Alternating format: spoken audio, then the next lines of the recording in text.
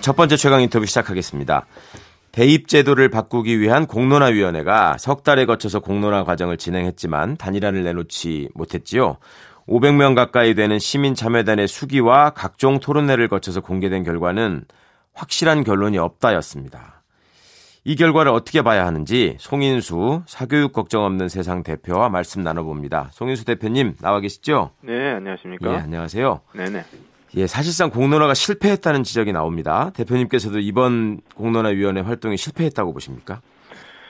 예, 뭐 그렇게 좀 봐야겠죠. 뭐 이제 국가가 국민들의 삶에 중요한 영향을 끼치는 뭐 정책에 대해서 공론화를 한 것 자체를 부정적으로 볼 필요는 없을 것 같은데요. 다만 이제 대입 개편 관련해서 공론화 과정을 이렇게 좀 잘못 운영해서 이런 어이없는 결과를 얻었다고 볼 수 있겠습니다. 예, 잘못 운영했다라는 거는 어떤 점을 염두에 두시는 말씀이세요? 그러니까 이제 사실은 가장 중요한 것이 이번 2022 대입 제도는 느닷없이 나온 것이 아니고요. 2015년에 정부가 교육과정을 개정해서 학교 수업을 좀 바꾸겠다. 이렇게 바꾸고 예고된 그 정책이었습니다. 그러니까 2015년에 이제 교육과정을 고치면서 정부는 앞으로 사회가 우리 아이들에게 융복합 창의성과 협력을 위한 의사소통 그리고 공동체성 이런 것을 필요로 하니까 미래에 이런 능력을 키워주기 위해서는 수업을 지금처럼 문제풀이식 정답찾기 암기 교육 또 강의식 교육 이렇게 해서는 안 되고 학생 중심 교육으로 바꾸겠다고 천명을 했거든요. 이제 그러니까 그것에 맞는 평가 체제 또 수능 체제 내신 체제가 그렇게 절대평가 체제로 바꿔야 되는 그 상황 가운데 이제 이르렀고 그래서 이제 대입 제도를 고치게 된 것인데요.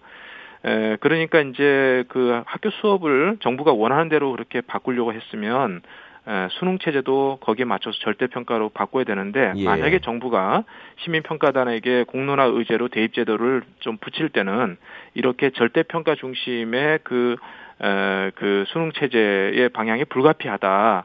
그런데 현실적으로 그 문제를 그것을 적용하려고 하다 보니 이런저런 문제가 있으니 가장 최선의 적용 방법이 무엇이냐 이런 방식으로 국민들에게 설명하고 그리고 공론화 의제로 넘겼어야지 적절한데 그렇게 안 하고 그냥 상대평가 절대평가 하나 골라주세요. 이제 이렇게 결정을 해버리게 만들었으니까 국가의 모든 교육정책의 책임을 국민들에게 떠넘기는 그런 결정 방식을 한 셈이다. 이렇게 볼 수 있습니다. 정부 스스로 2015년에 예고한 바가 있었으면 거기에 맞게 정합성 있는 제도를 놓고 토론을 하게 했어야 되는데 그냥 무책임하게 던져버렸다는 말씀이시군요. 그렇죠. 하여튼 그 상황에서도 공론화위원회가 애매하게나마 내놓은 결론이 뭐였는지 좀 정리해 주시겠어요? 참 상대평가 정시 확대를 상대평가 체제를 유지하면서 정시를 수능 정시를 45% 정도로 확대해야 된다라고 그 주장한 안이 1안이었고요. 그리고 전 과목을 절대평가로 하면서 수능 정시 확대 부분은 대학 자율로 맡기자라고 하는 것이 2안이었는데요. 그 1안은 52%, 2안은 48% 응답이 팽팽했습니다. 그리고 또 수능 위주의 전형 비율의 적정 비율에 대해서는 현재보다는 확대해야 된다는 의견이 좀 우세했는데요. 몇 프로로 확대해야 되느냐의 문제는 의견이 다 엇갈려서 통일된 의견이 없었습니다. 어쨌든 간에 그 가장 중요한 것은 이 상대평가와 절대평가 그 부분에서 수기 과정에 참여한 국민들 중에서 48%가 당장 2022학년도 대입 시부터 전 과목 절대평가를 도입해다 좋다는 의견이 48%나 됐다는 얘기니까요. 정부의 관련 교육 정책들이 다 수능 절대평가를 전제로 해야 돌아가는 어떤 상황 속에서 국민들의 의견이 이 정도 됐으면 전 과목 절대평가를 도입하면서 만약에 그렇지 않더라도 적어도 수학 정도의 과목만큼이라도 절대평가로 전환해서 아이들에게 부담을 줄이는 정책을 빨리 결정해야 된다. 저희는 그렇게 보고 있습니다. 그러니까 상대평가라고 하는 건 쉽게 말하면 등급제를 계속 유지한다는 걸 지금 아니죠. 같은 등급제이더라도 상대평가는 다른 학생에 비해서 내가 얼마나 잘했느냐에 따라서 서열을 매기는 것이라면 같은 등급이라도 다른 거고 절대평가는 아이들의 교육 목표에 따라서 얼마만큼 각자가 도달했는지에 봐서 그것에 맞춰서 등급을 정하는 것입니다. 그렇군요. 자, 그런데 이게 1안하고 2안이 비슷한 지지율이 나왔기 때문에 통계적으로 유의미한 차이가 없다. 그래서 결론을 못 냈다고 하는데 이게 비슷하게 나온 건 어떤 의미가 있다고 보십니까? 그러니까 이제 통계적으로 유의미한 차이라는 것이 좀 중요한 부분인데요. 이제 시민평가단 490명에게 이 질문을 하고 그 결과를 정책에 반영하려고 이번에 한 거 아닙니까? 그렇게 반영하려고 하는 이유는 그 결과가 국민들의 뜻이라는 전제입니다. 그렇죠. 그런데 그 차이가 4% 정도에 불과하거든요. 그러니까 시민평가단 490명이 국민들 전체 의사의 차이를 대변했다라고 보기 어렵다는 겁니다. 다시 말해서 이렇게 시민 숙려제를 같은 방식으로 시행하면서 여러 정보를 주고 투표를 하게 하면 또 다른 2팀 490명을 모아서 이 결과값을 얻어내면 이 결과가 뒤집어질 수 있는 가능성이 높다. 그러니 통계적으로는 유의미한 차이가 없어서 1위, 2위가 무의미하다. 이렇게 이제 이번에 정부가 발표한 것입니다. 그러니까 어쨌든 현재 중3 학생들이 치를 2022학년도 대입 개편안은 정시 확대 그리고 수능 상대평가 유지 이렇게 가닥이 잡힌 걸로 정리를 할 수 있겠습니까? 글쎄요. 그렇지 않죠. 왜냐하면 원래 여기에 온 분들 490명은 처음부터 수능 상대평가와 정시 확대를 지지하는 사람들을 다수로 해서 구성한 겁니다. 약 한 7대3 정도로 상대평가를 지지하는 사람들이 많았다고 저희는 보고 있고요. 정부가 그 데이터를 내놔야 되는데 그런데 이제 가만히 이제 이분들이 490명이 와서 2박 3일 동안 이야기를 듣다 보니까 시나리오 팀별 설명을 듣다 보니까 절대평가를 주장하는 전문가 그룹들의 얘기가 꽤 타당하다는 것을 그제서야 알게 됐어요.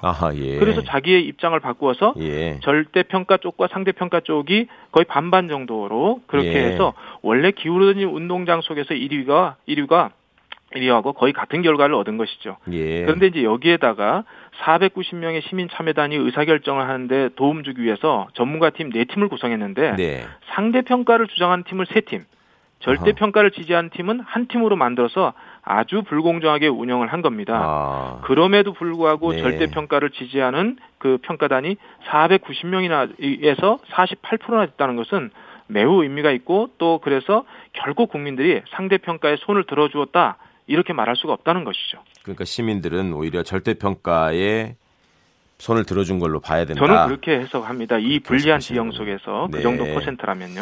알겠습니다. 그 대표님께서는 현장에서 학생들하고 학부모 반응을 직접적으로 보고 계실 텐데 이번 발표에 대해서는 어떤 분위기인가요? 글쎄 뭐 어떤 학부모들, 어떤 학생들이냐에 따라서 입장이 달라져서요. 일률적으로 말할 수는 없는데 그러나 한 가지 분명한 것은 대체적으로 대입 문제를 정부가 책임지지 않고 공론화 과제로 만들어서 국민들에게 떠넘긴 것 그 자체는 대체적으로 부정적인 그 반응들이 많았습니다. 그래서 이번 결정은 시민들이 우리에게 이것을 떠넘기지 마라. 정부가 중심 잡고 제대로 풀라. 그러면서 숙제를 정부에게 다시 넘겨준 것이고요. 그렇지 않고 이제 설문 결과를 정부가 자의적으로 해석하게 될 경우에 여러 가지 문제가 좀 나타날 것이다 이렇게 봅니다. 그러니까 보름 동안 지금 학습을 시켜서 결정하도록 한 방식 이것이 과연 이제 정부의 책임성에 합당한 것이냐 이런 지적은 계속 나올 것 같은데요. 하여튼 이렇게 대입 개편안을 둘러싸고 정책 당국이 지금 오락가락하는 게 뭐 한두에 있는 일은 아니잖아요. 매번 그런 일을 반복하고 있는데 이게 이번 결론도 결론 없는 결론이지만은 사교육 시장에는 좋은 영향을 미칠 것이다.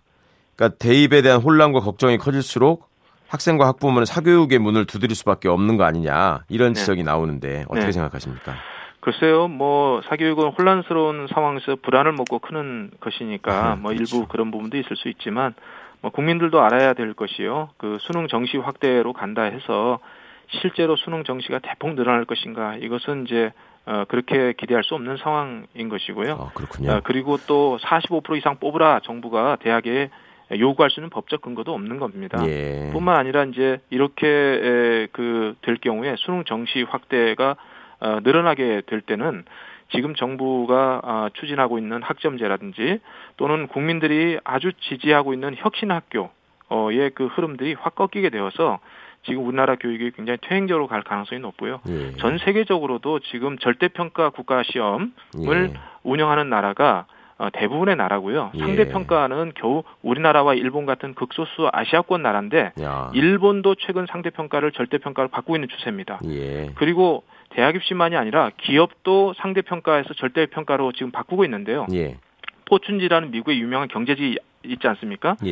구글이나 마이크로소프트 같은 세계적인 글로벌 기업, 국제기업 500개 기업을 조사를 해봤더니 무려 70%가 직원들을 상대평가를 줄 세우지 않고 절대평가를 하는 제도로 도입을 해버렸습니다. 아하. 그러니까 글로벌 기업 경쟁에서 기업과 기업끼리 경쟁에서 이기려고 하면 직원끼리 협력을 해야 되지 않습니까? 예. 상대평가로 직원들을 경쟁시키다 보니까 예. 기업 간의 경쟁을 위한 직원 간의 협력을 안 하고 그래서 절대평가로 바꾼 건데요. 네. 우리만 죽자 살자 내부 경쟁만 몰두하다가 국제 경쟁에서 뒤처질 그런 위기 가운데 있다. 그런데 그 상황이 앞으로도 상대평가로 계속하면 이 상황은 계속 심화될 것이다. 이것을 저희가 걱정하고 있습니다. 그러니까 학부모들이 늘 얘기하는 게 그러면 그 공정한 평가를 기대할 수 있는 것이냐 하는 거에 대한 의문을 자꾸 제기하니까 네. 그냥 편한 방법으로 줄 세우기로 가는 거 아니겠어요? 그렇죠. 네. 그러니까 대학에서 입학사정관을 어떻게 믿느냐, 네. 학교에서 선생님들의 평가를 어떻게 믿느냐 이런 불신이 있는 것 같은데 네. 이게 어떻게 해소돼야 될까요? 그러니까 우리 사회는 지금 매우 저신뢰 사회거든요. 그렇죠. 서로를 믿지 않는 그 사회인데 그러다 보니까 서로가 너무나 큰 손해를 보고 있는 상황에서 예. 어떻게 하면 그 고신뢰 사회로 만들어갈 것이냐 예. 하는 그 고민들을 같이 하면서 예. 이 대학 입시 부분도 같이 손을 대야 되는데 예. 앞으로도 우리는 서로 믿을 수 없다는 전제 속에서 이 정책과 제도를 만들면 예, 국제 경쟁에서 계속 그 뒤지게 되고 너무 많은 그 이제 낭비를 하게 될 것이다. 이제 이런 그 걱정이 있습니다. 예. 그렇습니다. 애초에 참 기본 발상부터 저희가 좀 새롭게 생각을 해야 되는데 네. 입시라는 거를 계속 그동안에 서열 위주로만 생각을 해오니까 그걸 바꾸기가 참 어려운 것 같습니다. 이게 정권 바뀔 때마다 또 교육 정책이 이렇게 오락가락하니까 네. 교육이 100년지 대계라고 하더니 5년지 소개라더라. 소개가 네. 밖에 되지 않는다. 이런 말까지 나오고 있는데 네. 이게 지금 우리나라 대입 정책을 안정시키려면 근본적으로 네. 아까 말씀하신 신뢰의 문제에 네. 더해서 뭐가 또 달라져야 될까요? 그러니까 이제 대입 정책만 바꾸니까 그런 거예요.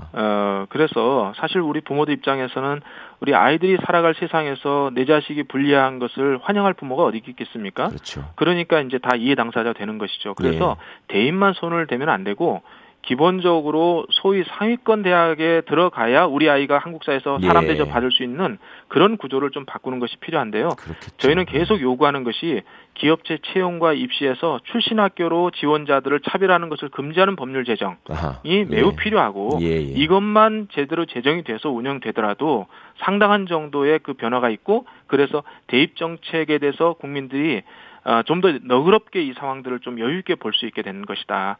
이제 그렇게 저희는 좀 생각하고요. 관련 몇 가지 정책들을 좀 바꾸는 것이 굉장히 중요하다 봅니다. 알겠습니다. 마지막으로 대표님 한 30초 정도 남았는데요. 네. 현재 중3 학생들하고 학부모들한테 좀 힘이 될 수 있는 조언 한마디만 해주시죠. 예, 이번에 이 잘못된 이제 결정에도 불구하고 이런 혼란은 과도기적이고요. 결국 국제사회의 일반적 교육 흐름이나 기업체 추세를 우리 교육도 따라가지 않을 수 없습니다. 그래서 또 이제 출신 대학이 중요한 시대도 끝나가고 있습니다. 어느 대학을 갈 것이냐 사활을 거는 것만큼 어리석은 일도 없는데요. 이런 상황 속에서 아이들 더 이상 대입 경쟁에 내맡기면 안 되고 그렇게 대입 경쟁에 내맡기는 정책이 계속 나올 때 우리 국민들이 중심이 돼서 문제를 풀어가는 일에 좀 나서서 정부를 견인하고 바른 방향으로 갈 수 있도록 하는 역할들 그것을 계속하면 그제서야 우리의 그 불안감도 좀 줄어들면서 나라 교육도 안정을 찾을 수 있다. 그렇게 좀 봅니다. 알겠습니다. 함께 살아가는 세상을 위해서 협력하는 교육이 돼야 된다는 말씀 깊이 새겨야 될 것 같습니다. 오늘 말씀 감사합니다. 네, 감사합니다. 예, 송인수 사교육 걱정 없는 세상 대표와 말씀 나눴습니다.